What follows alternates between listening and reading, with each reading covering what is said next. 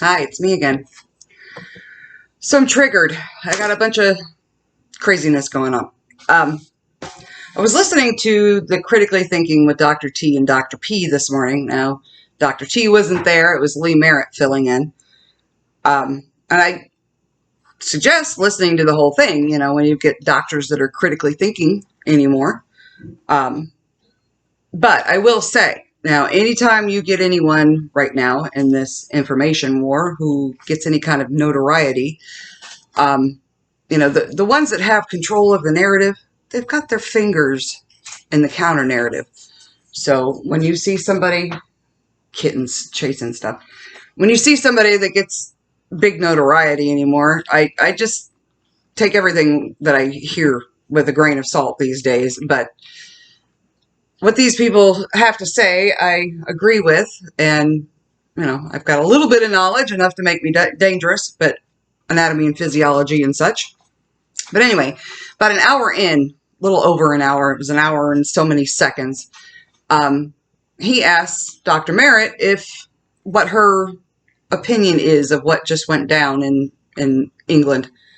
And the fact that people are saying that family is going to lose their position.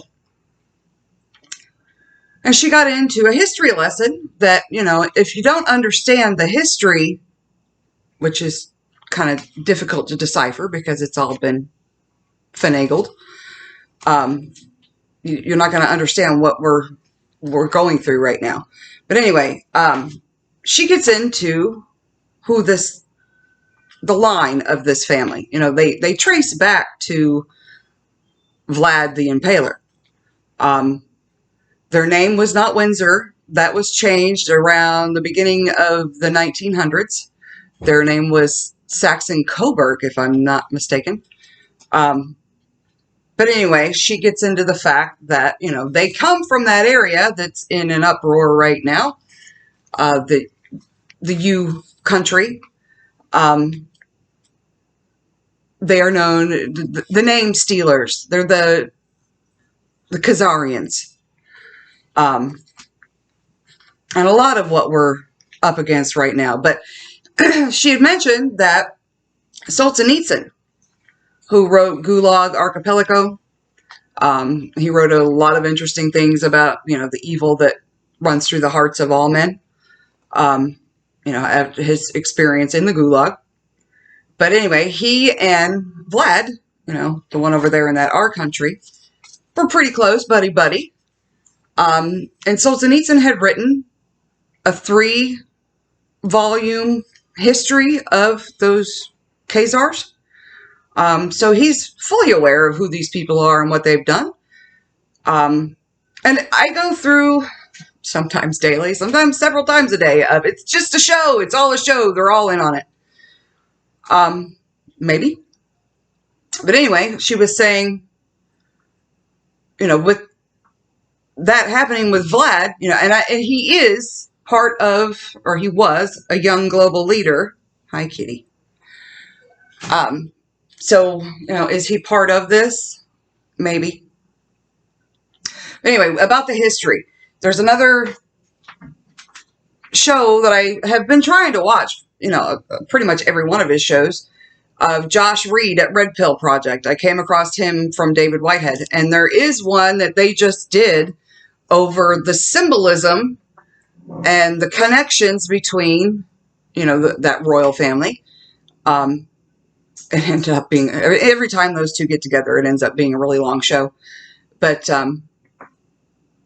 every show that he's done in the last 2 weeks pretty much has been the history and how we got to where we are now.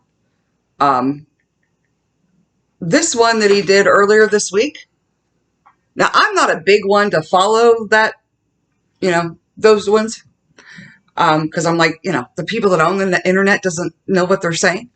But if you let someone like him explain to you how this all came to be, how they've listed it, how the connections have made, and you're going, what? Maybe. There's a lot more going on than we'll ever understand. it makes you wonder, okay, is Vlad and Don and G all in it to bring, maybe. There is so much happening and so much confusion. And as they say, you know, that's part of it when we're in an information war. But something that Lee Merritt had brought up, it's a 10-minute conversation about this, what does she think's going on with the Royals. But she had said, there's this big deal going on right now. In fact, I had one of my neighbors ask, did you see about this? What's going to happen on the 24th? Well, for like the last 6 years, they've been talking about the 23rd or the 24th. I think the 27th snuck in there at one point. But it's always those 23rd, 24th, that week. But she had said that the Jubilee is ending on like the 23rd. So this, whoever it was, some prominent person was saying that, you know, this is going to be one of those days that everybody remembers where they are. So whatever that means. But when she said that it was the end of the Jubilee, it started sending off some alarm bells. Because the Jubilee is when all the debts are forgiven. Now, we know that the banking system is in great peril. Lots of the voices are saying that, you know, if it makes it to November, you know, it won't make it much longer. And I guess he passed something yesterday about the CBDCs. And there's been some other things passed that greatly pissed me off. But talking about, you know, the 23rd, 24th, what could possibly be if something big happened? What are we looking at? Well, you know, the banking for one thing, but they've been warning us for the last 2.5 years about the power grid. Well, this month in my bill, you know, they send you those little inserts.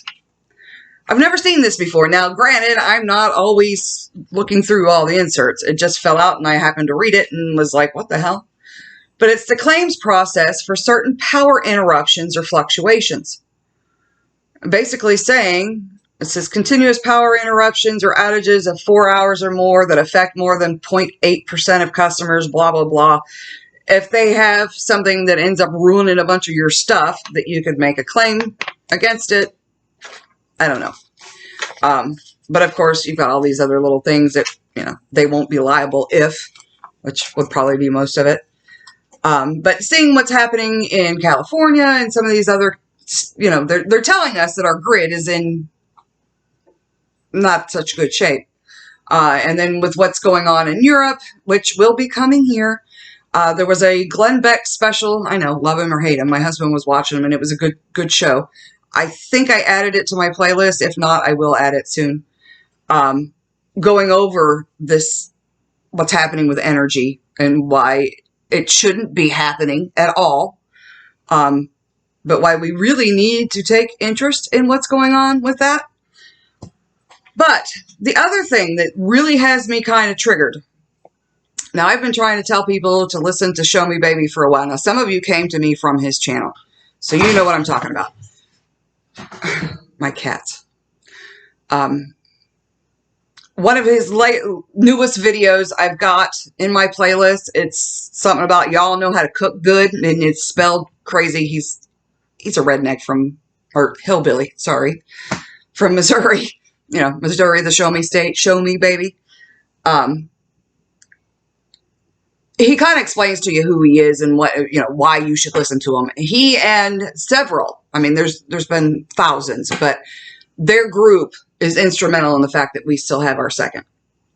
He's been involved in activism for decades now, trying to call attention to what was going on with them trying to take our second and, you know, some of the other things that they've been up to. And he explains pretty well, you know, what's going on right now. But he had said, you know, they're getting, he says it's Operation Overwatch, you know, that they are the mechanics. They are the plumber. He does flooring. He does, you know, contracting. They've infiltrated these elite groups because they're the worksmen. But like he was saying, is they're getting little hints that the fifth column is being activated. So what triggered me is this thing that just happened at Martha's Vineyard. And I guess they dumped some off at New York and some dumped some off in DC. But they've been doing this for a lot the last year or so. Well, ever since Joe's been in. Busing or flying these people to various cities, usually in the dark of night. And that's my, ding, ding, ding, ding, what's going on here? Because they're saying that the National Guard has been activated in Florida and some other places. In Martha's Vineyard, they activated the National Guard for 50. Anyway, ridiculousness. But, is there something that is about to go down right now? I don't know. I just know that there's a lot of optics that don't look quite right. We've got this kind of stuff going on. Now, I had made a video. It's been almost 2 weeks ago now. I got a call from my loved ones. My birthday was a couple weeks ago. And it took me 30 attempts to get something that made any kind of sense, because it keep talking about any of this happening. There's no reason for any of this to be happening other than the asshats that are in control. It's deliberate. They're the destruction of our food chains and our supply chains in general. But anyway, I didn't put it out yet. I've made a video and I'm questioning, I guess I'll upload it. You guys tell me. Do I send it to them? My loved ones, they don't see what it is. They think they think I'm nuts, which is not new. We've never seen eye to eye, and for them to try to see from my perspective hurts their head. So, it's nothing new. But my question is, or my fear is, it's never right to take someone and smash it up and rub their nose in it that, this is what's happening. Can't you see it? It's not you. It's wrong. You shouldn't do that. It's harmful. I've been trying to drop little hints that, about like the garden, why I haven't been working, because I've been worried about, I've never gardened before. And this is something we have to know before we don't have a grocery store to back us up, because I just heard that the crop yields this year are down 54%, or maybe they're at 54%. Anyway, they're half of what they typically are. That affects us next year. All these people are like, no, there's food in my grocery store. No, we're talking about next year. Everything that's harvested right now will go into next year's supplies. Well, when there's nothing to harvest, I've been saying they knew this cycle was coming where the sun wouldn't behave as it typically did, which is why, is that why the grid we're being told? Maybe. But it's going to affect the growing cycles. We've got the fact that the parts that aren't, dried out, that's why they had to get rid of so many cattle and whatever, because there's so much drought that everything's dried up. There's no water, there's no grass, there's no, the crops are dying in the fields. Or you have the opposite extreme. Now, we had a whole lot more rain and just wet, muggy. It's been cool. It's not typically 50s at the end of August. We had a couple of 58-degree nights. Being an August baby, that's not normal. So the growing cycles are not going to be dependable for the next couple of years. Maybe, I don't know where we're at in this cycle. It's an 8-year cycle, I think. So I don't know if we're in the middle of it. Anyway, food, water, this power thing, this banking. And with all of this going on with the optics of, calling the National Guard out, and the fact that these migrants have been shipped all over the place, and they don't know where they're going or where they're at. It's not a good situation for them either. But anyway, just me going nuts like typical. But anyway, with so much happening, I just want to run it by you guys and see what you think, and, warn you that, be vigilant. Things don't have to be as bad as what these monsters want. And give you a few things to look at.